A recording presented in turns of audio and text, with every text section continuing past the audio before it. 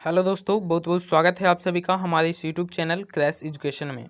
दोस्तों, आज हम लोग पढ़ेंगे भौतिक विज्ञान का सबसे पहला चैप्टर प्रकाश का परावर्तन, रिफ्लेक्शन ऑफ लाइट, प्रकाश का परावर्तन। और यह जो चैप्टर है बहुत ही बड़ा चैप्टर है, इसलिए हम इस चैप्टर को 2 से 3 पार्ट या उससे अधिक पार्ट में भी हम बांट सकते हैं, क्योंकि यह जो चैप्टर है एक पार्ट में यानी कि एक वीडियो में ख़त्म नहीं होगा, क्योंकि वीडियो बहुत ही लंबा हो जाएगा जिससे आपको पढ़ने में इंटरेस्ट भी नहीं लगेगा। तो इसलिए हम इस चैप्टर को 2 से 3 वीडियो में बांट देंगे।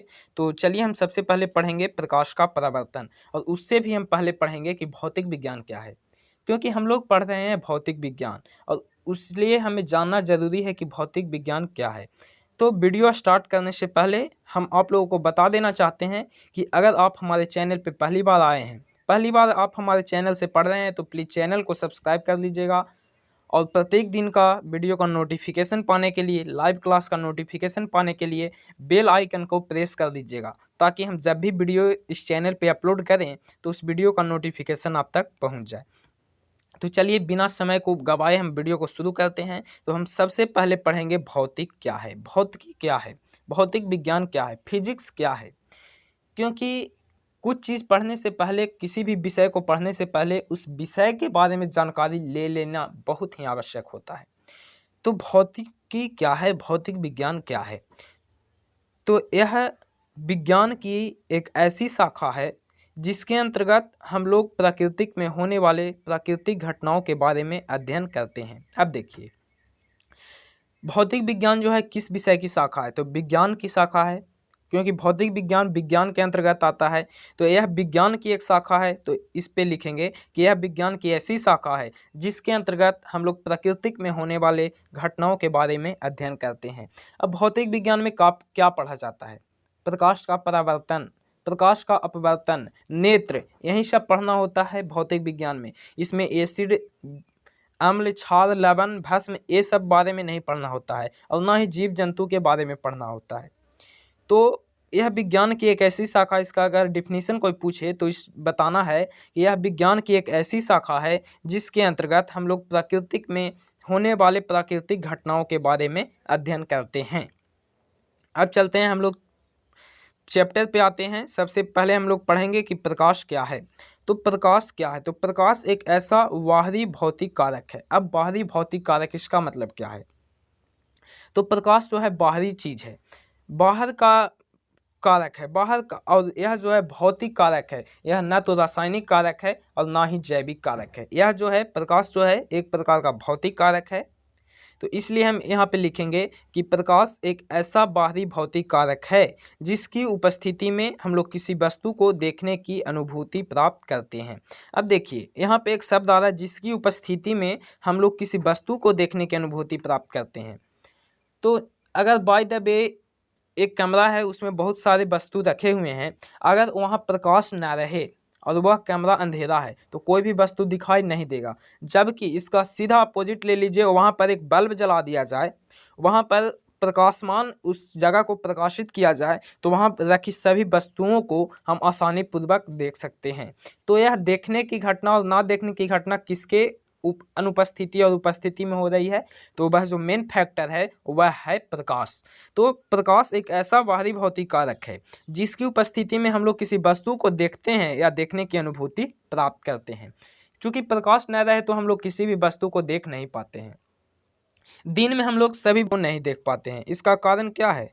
इसका कारण है कि दिन में सूर्य का प्रकाश है, यानी कि दिन में जो है सूर्य है, सूर्य के प्रकाश के कारण हम लोग किसी भी वस्तु को देख पा रहे हैं।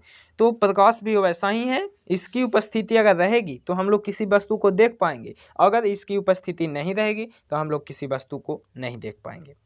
अब देखिए, इसमें छोटे छोटे बिंदु कुछ आ रहे हैं जो कि बहुत ही महत्वपूर्ण हैं, और यह जो बिंदु हैं ऑब्जेक्टिव के दृष्टिकोण से पूछा जाता है प्रश्न। तो इस बिंदु को बहुत ही बारीकी पूर्वक देख लेंगे, याद कर लेंगे।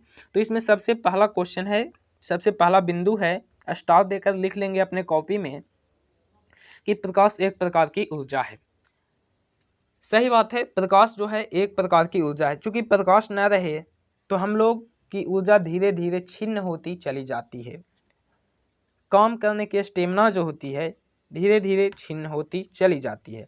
तो इस तरह से सिद्ध हम कर सकते हैं कि प्रकाश जो है एक प्रकार की ऊर्जा है। अब दूसरा नंबर बिंदु है, यह निर्वात में भी गमन करती है। अब यहाँ पर देखिए एक शब्द आ रहा है कि निर्वात, तो निर्वात किसे कहते हैं? बहुत सारे बच्चे जानते होंगे, 9th में पढ़ने के लिए भी मिला होगा उनको, लेकिन हम आपके वीडियो से पहले ही कहे कि हम शून्य से शुरू करेंगे, यानी शुरू से हम आपको पढ़ाएंगे।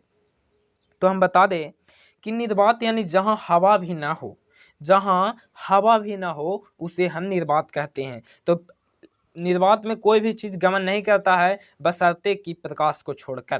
प्रकाश जो है एक ऐसा ऊर्जा है जो निर्वात में भी गमन करता है, और निर्वात में जो इसकी चाल होती है, देख लीजिए यहाँ पे तीसरा बिंदु पर आ गए हैं।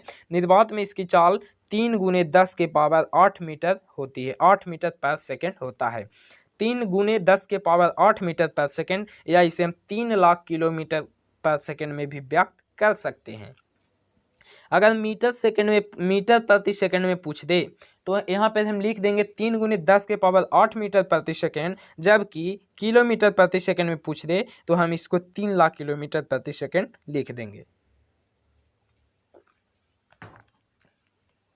अब चौथा बिंदु है, देख लेंगे, प्रकाश जो है सरल रेखा में गमन करती है। अब सरल रेखा का मतलब क्या है? तो सरल मतलब हो गया सीधा रेखा। प्रकाश जो है सीधी रेखा में गमन करती है। अब इस बात को आप भी सिद्ध कर सकते हैं। अब पूछिएगा कैसे, तो मैं थोड़ा हिंट दे देता हूँ। आप एक अंधेरे कमरे में बैठ जाइए, ठीक है। उस कमरे में 2 से 3 छोटे छोटे खिड़कियाँ होनी चाहिए और वहाँ पे सूरज का प्रकाश आना चाहिए। जब सूरज का प्रकाश आएगा तो आप देखेंगे कि उन जो खिड़की थी छोटे छोटे, उनसे सूरज का प्रकाश सीधी रेखा में, एकदम बिल्कुल सीधी रेखा में आ रही है। तो इस बात से, इस तथ्य से साबित होता है कि प्रकाश जो है सीधी रेखा में गमन करती है, ठीक है। इस तथ्य से साबित होता है कि प्रकाश सीधी रेखा में गमन करती है। अब 5 नंबर पॉइंट देख लेंगे। 5 नंबर पॉइंट है, प्रकाश एक विद्युत चुंबकीय तरंग है। प्रकाश जो है एक विद्युत चुंबकीय तरंग है। बिल्कुल सही बात है और बिल्कुल इम्पोर्टेंट बात है। और यह जो 5 हम आपको बिंदु बताएं, इन 5 बिंदु में से 1 से 2 जो नोट होंगे, 1 से 2 बिंदु आपके एग्जाम में अवश्य पूछे जाएंगे और पूछे जाते हैं। तो इन 5 बिंदु को बिल्कुल अच्छे तरीके से अपने नोटबुक में, स्पेशल नोटबुक में नोट करिएगा। चलते हैं, अब हम बढ़ते हैं आगे। तो इसमें देखिए एक क्वेश्चन यहाँ पे आएगा, विवर्तन। आपको पढ़ना रहेगा विवर्तन। देखिए 19वीं शताब्दी में यह पाया गया कि यदि प्रकाश के पथ में एक बहुत ही छोटी अपारदर्शी वस्तु रख दी जाए तो प्रकाश सीधे चलने के बजाय अपने पथ से थोड़ा सा विचलित हो जाता है, और इस घटना का नाम ही क्या दिया गया? विवर्तन दिया गया। तो 19वीं शताब्दी में यह पाया गया, एक वैज्ञानिक ने 19वीं शताब्दी में खोज किए कि एक बहुत ही छोटी अपारदर्शी वस्तु रख दी जाए प्रकाश के रास्ते में। प्रकाश का चलने का एक पथ होता है, एक रास्ता होता है। तो प्रकाश के पथ में एक छोटी अपारदर्शी वस्तु, मतलब कि जिसे प्रकाश की किरणें आर पार न पार कर सके। अपारदर्शी कहने का मतलब हो गया कि जिसको प्रकाश की किरण आर पार न कर सके। आगे हम पढ़ाएंगे इसके बारे में भी। तो वैसी वस्तु जैसे हो गया ईंट हो गया, पत्थर हो गया, लकड़ी हो गया, लकड़ी का तख्ता हो गया, इन सब वस्तु को रख दीजिए। तो एक टॉर्च लीजिए, टॉर्च से लाइट मारिए और उसके बाद उसके पथ में, उसके जहाँ लाइट जा रही है वहाँ पे उस लकड़ी के तख्ते को रख दीजिए। तो आप देखेंगे क्या कि प्रकाश जो थी वो सीधे अब नहीं जाएगी, थोड़ा सा विचलित हो जाएगा। तो यह जो विचलित हुआ, इस घटना का नाम ही क्या दिया गया? विवर्तन। इस घटना का नाम विवर्तन दिया गया। तो पूछेगा आपसे एग्जाम में कि विवर्तन क्या है, ठीक है। आपसे एग्जाम में पूछ देगा कि विवर्तन क्या है, तो बोलिएगा कि प्रकाश के पथ में एक बहुत छोटी अपारदर्शी वस्तु रख दी जाए तो प्रकाश सीधे चलने के बजाय अपने पथ से थोड़ा सा विचलित हो जाता है, और विचलित होने के इस घटना को ही प्रकाश का विवर्तन कहा जाता है। अब देखिए अगला प्रश्न है, किरण क्या है? किरण, किरण क्या है? तो किरण, प्रकाश जिस पथ पे चलता है उस पथ को, उस दिशा को ही किरण कहते हैं। जैसे देखिए प्रकाश के चलने का यह जो है क्या है? पथ है। तो इस पथ को ही क्या कहा गया? किरण। इसी को किरण कहा गया। फिगर देख लीजिए, फिगर बना लीजिएगा, इसी पथ को किरण कहा गया। बिल्कुल सिंपल परिभाषा है। इससे ज़्यादा बार परीक्षा में पूछे जाते हैं कि किरण पुंज क्या है। यह जो किरण पुंज है बहुत ही इंपॉर्टेंट प्रश्न है और यह अधिकांश परीक्षा में पूछे जाते हैं। बीम ऑफ लाइट, किरण पुंज, बीम ऑफ लाइट, अंग्रेजी भी लिख लीजिएगा, आगे चलकर आपको बहुत काम देंगे। तो किरण पुंज क्या है, तो किरणों के समूह को, देखिए यहाँ पे पढ़े किरण, किरण क्या है जी, तो प्रकाश जिस पथ पे चलता है उसके दिशा को, उसके पथ को किरण कहते हैं। अब किरण पुंज क्या है, तो किरणों के समूह को, किरणों के समूह को किरण पुंज कहा जाता है और किरण पुंज को ही प्रकाश पुंज के नाम से भी जाना जाता है। तो या तो आपसे पूछ दे किरण पुंज क्या है, या तो आपसे पूछ दे प्रकाश पुंज क्या है, दोनों का आंसर क्या हो जाएगा, सेम हो जाएगा। क्यों हो जाएगा सेम, क्योंकि दोनों जो है सेम वर्ड है, दोनों का अर्थ एक ही होता है। तो किरण पुंज का दूसरा नाम क्या है, प्रकाश पुंज। तो आपको प्रकाश पुंज पूछ दे या किरण पुंज पूछ दे, दोनों का उत्तर क्या हो जाएगा, एक हो जाएगा। तो किरण पुंज क्या है, तो किरणों के समूह को किरण पुंज कहा जाता है। अब हम लोग पढ़ेंगे कि किरण पुंज कितने प्रकार के होते हैं। किरण पुंज जो होते हैं कितने प्रकार के होते हैं, तो सामान्यतः किरण पुंज 3 प्रकार के होते हैं। बहुत बार एग्जाम में पूछा गया है क्वेश्चन, इसलिए इस क्वेश्चन को बहुत ही अच्छे तरीके से पढ़िएगा।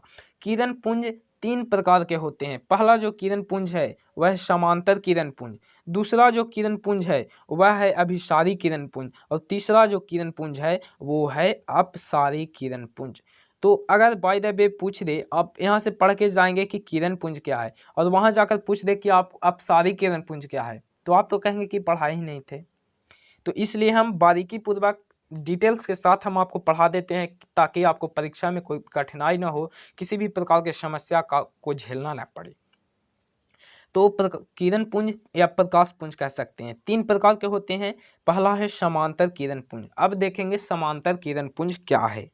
समांतर किरण पुंज क्या है, तो वो वैसा किरण पुंज जिसमें सभी किरणें आपस में समांतर हो, समांतर किरण पुंज कहलाता है। वो वैसा किरण पुंज जिसमें सभी किरणें आपस में समांतर हो, समांतर किरण पुंज कहलाता है। फिगर देख लीजिए, इसमें देखिए सभी किरणें एक दूसरे के समांतर, इसके समांतर ए है, इसके समांतर ए है, इसके समांतर ए है और इसके समांतर ए है। तो सभी किरणें आपस में क्या हैं, समांतर हैं। तो यही हो गया समांतर किरण पुंज। और इस फिगर को भी अपने कॉपी पे बना लीजिएगा, ठीक है, क्योंकि फिगर के साथ अगर आप परीक्षा में वर्णन करते हैं तो आपको ज़्यादा नंबर मिलने की संभावना होती है, ठीक है। तो इसलिए कोई भी क्वेश्चन बनाइए फिगर के साथ बनाइए, व्याख्या करने कहता है तो फिगर के साथ बनाइए। तो आप समझ गए समांतर किरण पुंज क्या, बिल्कुल सिंपल परिभाषा।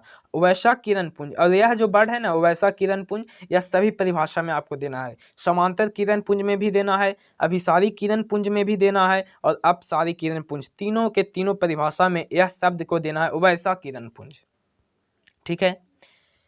तो वैसा किरण पुंज जिसमें सभी किरणें आपस में समांतर हो, समांतर किरण पुंज कहलाता है। और इस फिगर को बना दीजिएगा। अब चलते हैं दूसरे नंबर प्रश्न पे, अभिसारी किरण पुंज। अभिसारी किरण पुंज, और वीडियो अगर अच्छी लग रही हो तो प्लीज़ इसे लाइक करना मत भूलिएगा और चैनल पे पहली बार आए तो सब्सक्राइब तो करिएगा ही करिएगा। तो चलिए अब हम लोग पढ़ेंगे अभिसारी किरण पुंज। तो वैसा किरण पुंज जिसमें सभी किरणें एक बिंदु पर जमा होती है। अब देखिए इसका मतलब क्या है, वैसा किरण पुंज जिसमें सभी किरणें एक बिंदु पे जमा होती है। इस फिगर को देखिए, नीचे वाले इस फिगर को देख लीजिए, ठीक है, नीचे वाले इस फिगर को देख लीजिए। यहाँ पे यह जो बिंदु है इस बिंदु पर आकर के जमा हो रही है, यही बिंदु है, ठीक है। यह जो बिंदु आप देख रहे हैं यह बिंदु पर सभी किरणें आकर जमा हो रही है। यहाँ से यह किरण जमा हो रही है, यहाँ से यह किरण जमा हो रही है, यहाँ से यह किरण, यह किरण, यह किरण, सभी किरणें जो हैं इस बिंदु पे आकर के क्या हो रही है, जमा हो रही है। तो इसी बात को, इसी घटना को, इसी किरण को अभिसारी किरण पुंज कहा गया। देखिए इसमें एरो का डिफरेंस है, एरो इधर की ओर एरो दिया हुआ है, इसका मतलब क्या है कि यह जो किरण है इधर की ओर जा रही है। अगर यहीं एरो इधर की ओर दे दिया जाए तो इसका मतलब क्या हो जाएगा, यह एरो किरण इधर की ओर जा रही है। तो इसमें फिगर को देख लीजिए अच्छे से। अभिसारी किरण पुंज वैसा किरण पुंज जिसमें सभी किरणें एक बिंदु पर जमा होती है, अभिसारी किरण पुंज कहलाती है। और इस फिगर को उतार देना है, इस फिगर को चित्रण कर देना है। अब चलते हैं अपसारी किरण पुंज। अब चलेंगे हम लोग अपसारी किरण पुंज। तो अपसारी किरण पुंज क्या है? तो वैसा किरण पुंज जिसमें सभी किरणें एक बिंदु से फैलती हुई प्रतीत होती है। वैसा किरण पुंज जिसमें सभी किरणें एक बिंदु से फैलती हुई प्रतीत होती है अपसारी किरण पुंज कहलाता है। फिगर को देखिए, फिगर से आपको सभी बातें समझ में आ जाएंगी। फिगर आपको सेम टू सेम अभिसारी किरण पुंज के फिगर जैसा लग रहा होगा, लेकिन इसमें थोड़ा सा डिफरेंस है। क्या डिफरेंस है जी? तो इसमें बताया गया है कि वैसा किरण पुंज जिसमें सभी किरणें एक बिंदु से फैलती हुई प्रतीत होती है। और हाँ, एक बात आप लोगों को मैं बता देना चाहूँगा कि जो लोग लिख रहे हैं तो वीडियो को पॉज कर करके लिख लीजिएगा, क्योंकि हम उतना मेरे पास वीडियो बनाते समय टाइम तो है नहीं कि अगर एक एक बच्चा को अगर वैसे कर लिखाया जाए तो वीडियो तो नहीं बन सकती ना। तो वीडियो को पॉज करके लिख लीजिएगा। तो देखिए यहाँ पे क्या है,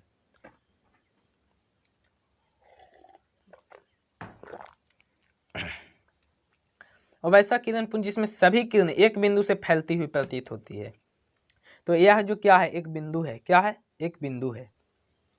और यहाँ से देखिए सभी किरणें फैल रही है। फैल कैसे रही है जी? तो उसमें जो अभिसारी किरण पुंज का जो एरो था इधर की ओर था, लेकिन इसमें जो एरो है देख लीजिए इधर की ओर है। फिगर को ध्यान से देखिए, उसके बाद समझ में आएगा। तो यहाँ से इस बिंदु से सभी किरणें बाहर निकल रही है, यानी फैल रही है। क्या हो रही है? फैल रही है इस किरण से। तो यही कह रहा है कि वैसा किरण पुंज जिसमें सभी किरणें एक बिंदु से फैलती हुई प्रतीत होती है, यह बिंदु है और इस बिंदु से फैलता हुआ क्या हो रहा है? प्रतीत हो रहा है, दिखाई दे रहा है। तो इसी को कहा गया अपसारी किरण पुंज। और अपसारी किरण पुंज को अश्रिप्त किरण पुंज के नाम से जाना जाता है। देखिए अपसारी किरण पुंज को अश्रिप्त किरण पुंज के नाम से जाना जाता है।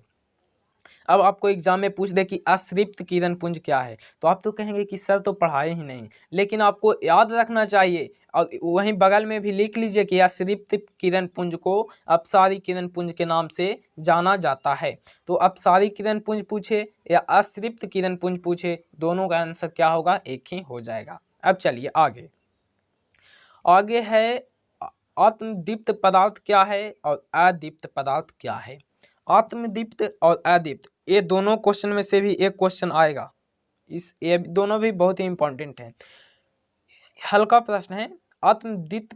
आत्मदीप्त पदार्थ क्या है? तो वैसा पदार्थ जो स्वयं प्रकाश का उत्सर्जन करता है, मतलब कि उससे खुद स्वयं प्रकाश का उत्सर्जन होता है, तो वैसे प्रकाश को आत्मदीप्त पदार्थ कहा गया। आत्मदीप्त नाम ही कुछ वैसा लग रहा। आत्म मतलब स्वयं, अपने यहाँ।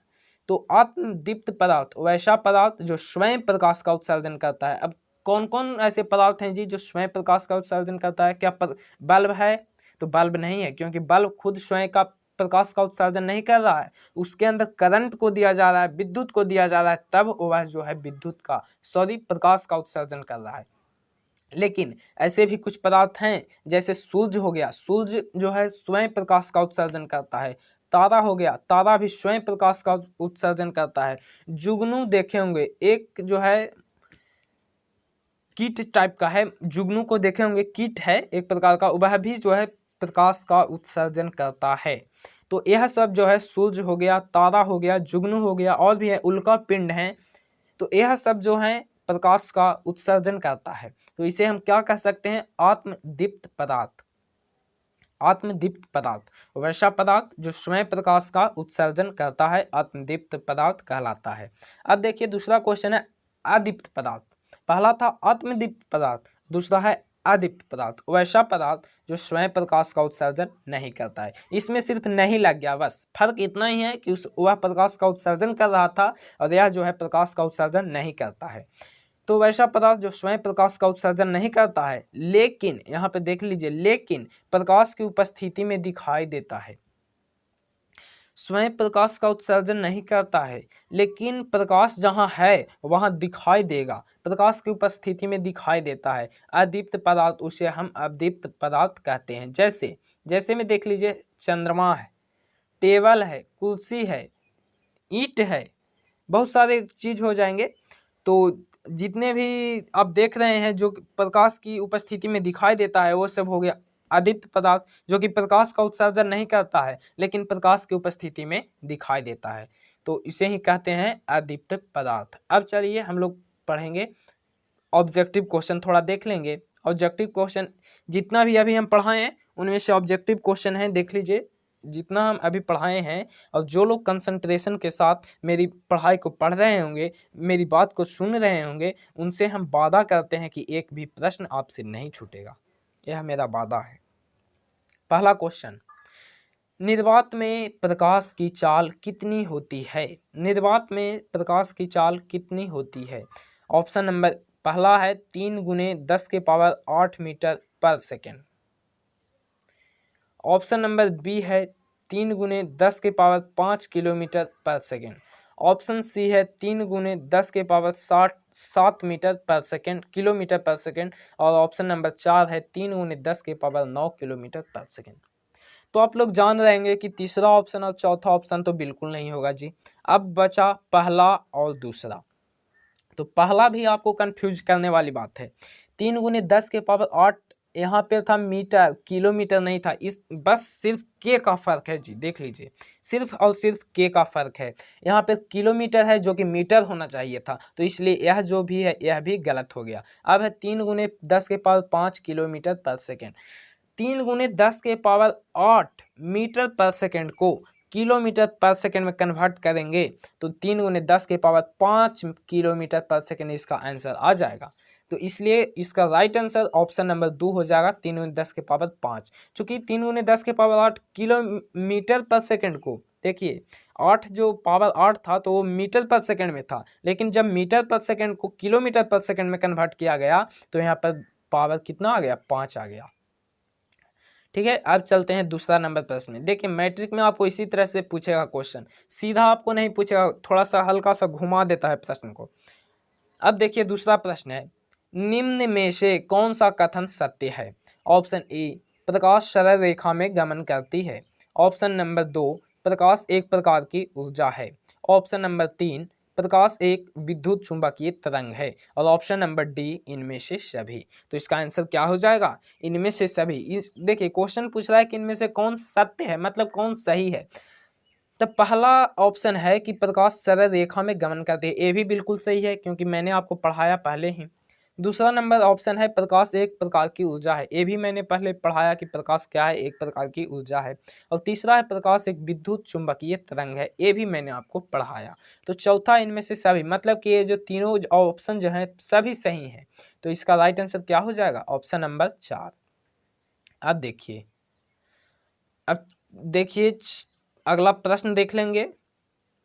अगला प्रश्न है, प्रकाशीय माध्यम किसे कहते हैं? प्रकाशीय माध्यम किसे कहते हैं? ठीक है, तो यह एक ऐसा क्षेत्र होता है, प्रकाशीय माध्यम नया प्रश्न है, थोड़ा इसको कंसंट्रेशन के साथ सुनना पड़ेगा क्योंकि जब तक मन से अगर आप नहीं पढ़ाई करते हैं तो आपको कोई भी फायदा होने वाला नहीं है। तो यह एक ऐसा क्षेत्र होता है जहाँ से प्रकाश की किरणें निकलकर हमारे नेत्र तक पहुँचती है। यह एक ऐसा क्षेत्र होता है, प्रकाशीय जो माध्यम है यह एक ऐसा क्षेत्र होता है, यह एक प्रकार का क्षेत्र होता है जहाँ से प्रकाश की किरणें निकलती है और हमारे नेत्रों तक पहुँचती है। तब तो हम लोग किसी वस्तु को देखते हैं, किसके कारण हम लोग किसी वस्तु को देखते हैं, तो प्रकाशीय माध्यम के कारण। चूँकि यह एक ऐसा क्षेत्र होता है जहां से प्रकाश की किरणें निकलकर हमारे नेत्र तक पहुंचती है, जिसे हम लोग प्रकाशीय माध्यम कहते हैं। जैसे हवा हो गया, पानी हो गया, कांच हो गया, तेल हो गया, अल्कोहल हो गया, हीरा हो गया, प्रकाशीय माध्यम ये सब वस्तुएं हैं। और प्रकाशीय माध्यम दो प्रकार के होते हैं। प्रकाशीय माध्यम कितने प्रकार के होते हैं? 2 प्रकार के। ऑब्जेक्टिव में पूछेगा कि प्रकाशीय माध्यम कितने प्रकार के होते हैं, तो आंसर हो जाएगा 2 प्रकार के। पहला हो जाएगा समांगी माध्यम और दूसरा हो जाएगा विसमांगी माध्यम। पहला समांगी माध्यम और दूसरा विसमांगी माध्यम। अब समांगी माध्यम क्या है? तो यह एक ऐसा माध्यम है जिसके प्रत्येक भाग का गुण और बनावट एक समान होता है। समांगी माध्यम, समांगी मतलब सम। यहाँ पे देखिए समांगी में सबसे पहला जो 2 शब्द आ रहे हैं वह है सम। सम मतलब होता है बराबर, सम मतलब बराबर। तो यह एक ऐसा माध्यम होता है जिसके प्रत्येक भाग का गुण और बनावट एक समान होता है, बराबर होता है, तो उसे हम समांगी माध्यम कहते हैं। जैसे जल, कांच, जल और कांच। अब देखिए विसमांगी माध्यम, वैसा माध्यम जिसके प्रत्येक भाग का गुण और बनावट एक समान नहीं होता है विसमांगी माध्यम कहलाता है। इसमें सिर्फ एक समान होता है और इसमें एक समान नहीं होता है, बस ये इसी बात का फर्क है। तो प्रकाशीय माध्यम कितने प्रकार के होते हैं? 2 प्रकार के, पहला समांगी माध्यम, दूसरा विसमांगी माध्यम। अब समांगी माध्यम क्या है? तो यह एक ऐसा माध्यम है जिसके प्रत्येक भाग का गुण और बनावट एक समान होता है, समांगी माध्यम कहलाता है। और विसमांगी माध्यम क्या है? तो यह एक ऐसा माध्यम होता है जिसके प्रत्येक भाग का गुण और बनावट एक समान नहीं होता है। जैसे में देख लीजिए, जैसे में हो जाएगा हवा का मिश्रण। हवा एक समांगी माध्यम है लेकिन हवा का मिश्रण एक विसमांगी माध्यम है। जैसे हवा का मिश्रण में क्या हो गया? गर्म हवा और ठंडा हवा, गर्म हवा और ठंडा हवा, ये सब जो है विसमांगी माध्यम है। मतलब कि इसके प्रत्येक भाग का गुण और बनावट एक समान है नहीं है। किसी स्थान पर गर्म हवा है तो किसी स्थान पर ठंडा हवा है, तो इसका गुण और बनावट एक समान नहीं है, तो इसलिए यह एक प्रकार का विसमांगी माध्यम हो गया। अब चलिए, प्रश्न है, बहुत ही इंपॉर्टेंट प्रश्न आपके सामने प्रस्तुत हो रहा है कि प्रकाश के गमन के आधार पर पदार्थ कितने प्रकार के होते हैं। मैंने आपको पहले भी कहा था कि जो अपारदर्शी वस्तु जो सामने आई थी कि प्रकाश के गमन पथ पर एक अपारदर्शी वस्तु को रख दी जाए तो सीधा चलने के बजाय थोड़ा सा विचलित हो जाता है, जिसे हम लोग क्या कहते हैं? विवर्तन कहते हैं। तो उसमें हमने आपको कहा था कि अपारदर्शी वस्तु और पारदर्शी वस्तु और पारभासी वस्तु, ये सब आगे चलकर हम पढ़ाएंगे और वही बात आ गई, आज के वीडियो में ही आ गई।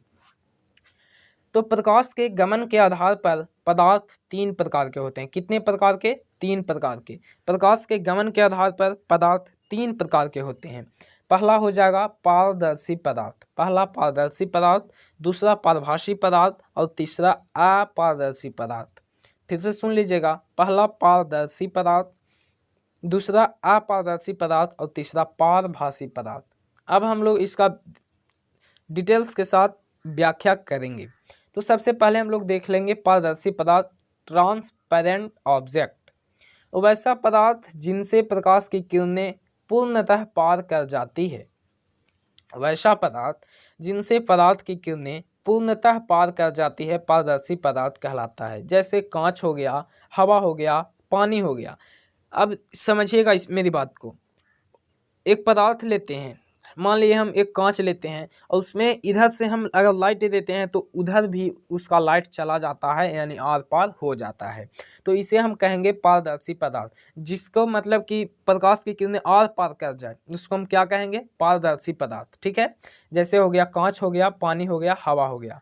अब दूसरा नंबर है अपारदर्शी पदार्थ। अपारदर्शी पदार्थ, ओपीक्यू ऑब्जेक्ट, वैसा पदार्थ जिनसे प्रकाश की किरणें बाहर नहीं निकल पाते हैं। अपारदर्शी, देखिए पारदर्शी इसका विपरीत हो गया, मतलब अपोजिट हो गया अपारदर्शी। वैसा पदार्थ जिससे प्रकाश की किरणें आर पार नहीं कर पाती है, तो वह क्या हो गया?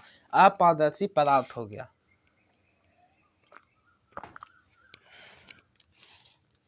अपारदर्शी पदार्थ वैसा पदार्थ जिनसे प्रकाश की किरणें बाहर नहीं निकल पाती है, यानी आर पार नहीं कर पाती है, तो उसे हम कहते हैं अपारदर्शी पदार्थ। जैसे हो गया ईंट हो गया, पत्थर हो गया, लकड़ी हो गया। ईंट के इधर से हम टॉर्च बालेंगे तो क्या ईंट के उधर भी लाइट चला जाएगा, आर पार हो जाएगा? नहीं। तो इसलिए यह जो है एक प्रकार का अपारदर्शी पदार्थ हो गया। ठीक है, अब चलिए तीसरा नंबर है पारभासी पदार्थ। अब पारभासी पदार्थ क्या है? एक तो हो गया पारदर्शी जिसको आर पार करता है पदार्थ प्रकाश, दूसरा हो गया अपारदर्शी जिसको आर पार प्रकाश नहीं करता है। लेकिन ये पारभासी क्या है? तो वैसा पदार्थ जिनसे प्रकाश की किरणें अंशतः बाहर निकल पाते हैं। मतलब कि अगर टॉर्च बारे और उसके बीच में ऐसा पदार्थ रखें जिसे कुछ कुछ मतलब प्रकाश की किरणें बाहर जाए और कुछ कुछ इधर ही रह जाए, यानी अंशतः बाहर निकलते हैं। देखिए यहाँ पर लिखा हुआ है वैसा पदार्थ जिनसे प्रकाश की किरणें अंशतः बाहर निकल पाते हैं। अंशतः मतलब थोड़ा थोड़ा, उसे हम पारभासी पदार्थ कहते हैं। जैसे तेल लगा हुआ कागज, एक कागज में तेल लगा हुआ है, ठीक है, और उस पे हम अगर टॉर्च बारते हैं तो थोड़ा थोड़ा प्रकाश जो है उधर चला जाता है। घिसा हुआ कांच, कांच को हम घिस देते हैं, मतलब कांच कहीं घिसा जाता है, घिसा हुआ कांच, उस पे हम अगर टॉर्च मारते हैं तो थोड़ा थोड़ा प्रकाश जो है पार करती है। तो यह सब जो उदाहरण है परभाषी पदार्थ का उदाहरण है। तो परभाषी पदार्थ क्या हो गया? वैसा पदार्थ जिससे प्रकाश की किरणें अंशतः बाहर निकल पाती है, परभाषी पदार्थ कहलाता है। जैसे तेल लगा हुआ कागज, घिसा हुआ कांच। अब हम लोग चलते हैं, अगला नंबर देख लेंगे। इससे जो हम पढ़ाए पारदर्शी, अपारदर्शी और पारभाषी, तो इससे हम कुछ ऑब्जेक्टिव निकाल कर लाए हैं आपके सामने, और इसी ऑब्जेक्टिव के साथ हम इस वीडियो को समाप्त करेंगे और आगे दिन की तैयारी करेंगे। तो देखिए, निम्नलिखित में से कौन सा पदार्थ पारदर्शी नहीं है? यहाँ पे है पारदर्शी नहीं है, यानी कि क्या हो जाएगा? ऑप्शन पहला है तेल लगा हुआ कागज, दूसरा है ईंट, तीसरा है पत्थर और चौथा है इनमें से सभी। तो तेल लगा हुआ कागज क्या है? पारदर्शी है? नहीं। ईंट क्या है? पारदर्शी है? नहीं। पत्थर क्या है? पारदर्शी है? नहीं। तो इसलिए हो जाएगा इसका राइट आंसर इनमें से सभी, इनमें से कोई जो है पारदर्शी नहीं है। अच्छा, अब चलिए दूसरा नंबर प्रश्न में। दूसरा नंबर प्रश्न है, निम्नलिखित में कौन पारभासी है? तो ऑप्शन ए है हवा, दूसरा नंबर है पानी, तीसरा नंबर है घिसा हुआ कांच और चौथा नंबर है इनमें से कोई नहीं। तो हवा जो है पारदर्शी है, पानी क्या है? पारदर्शी है, इसके आर पार प्रकाश जा सकता है, हम देख सकते हैं। लेकिन घिसा हुआ कागज क्या है? एक प्रकार का पारभासी वस्तु है, यानी कि इससे अंशतः प्रकाश की किरणें बाहर निकलती है, इसलिए यह जो पारभासी है। और यहाँ पर पूछ भी रहा है कि निम्नलिखित में से कौन पारभासी है, तो इसका राइट आंसर क्या हो जाएगा? तीसरा, घिसा हुआ कांच। अब अगला क्वेश्चन है, वह क्षेत्र जिससे होकर प्रकाश आंखों तक पहुँचता है क्या कहलाता है? वह क्षेत्र, हम प्रकाशीय माध्यम में क्या लिखवाए थे? यह एक ऐसा माध्यम होता है जिससे प्रकाश की किरणें निकलकर हमारे आंखों तक, हमारे नेत्रों तक पहुंचती है। तो वही क्वेश्चन दिया हुआ है, वह क्षेत्र जिससे होकर प्रकाश आंखों तक पहुंचता है क्या कहलाता है? तो आंसर हो जाएगा प्रकाशीय माध्यम। अब देखिए,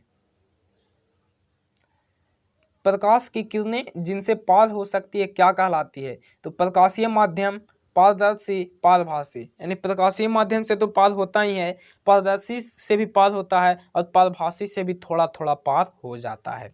तो यहाँ पे लिखा हुआ है कि प्रकाश की किरणें जिनसे पार हो सकती है क्या कहलाती है? तो यह भी कहलाती है, यह भी कहलाती है, यह भी कहलाती है। यानी इसका जो राइट आंसर होगा क्या हो जाएगा? इनमें से सभी हो जाएगा। तो इसका क्वेश्चन का राइट आंसर 4 नंबर ऑप्शन हो जाएगा, इनमें से सभी। तो चलिए हम इतने पर ही वीडियो को समाप्त करते हैं, मिलेंगे अगले दिन। और उससे पहले हम कहना चाहेंगे कि आप जितना भी अभी हम पढ़ाए इस वीडियो में, सभी क्वेश्चन का तैयारी, सभी सब्जेक्ट का तैयारी अच्छे तरीके से करिएगा, मेहनत के साथ करिएगा। मिलेंगे अगले वीडियो के साथ, तब तक के लिए जय हिंद, वंदे मातरम। और जो लोग चैनल को सब्सक्राइब नहीं किए हैं, प्लीज़ करके चैनल को सब्सक्राइब कर लीजिएगा और प्रत्येक दिन का नोटिफिकेशन पाने के लिए बेल आइकन को प्रेस करिएगा। और वीडियो अच्छी लगे तो लाइक अवश्य करिएगा। चलिए मिलेंगे अगले दिन, तब तक के लिए जय हिंद, वंदे मातरम।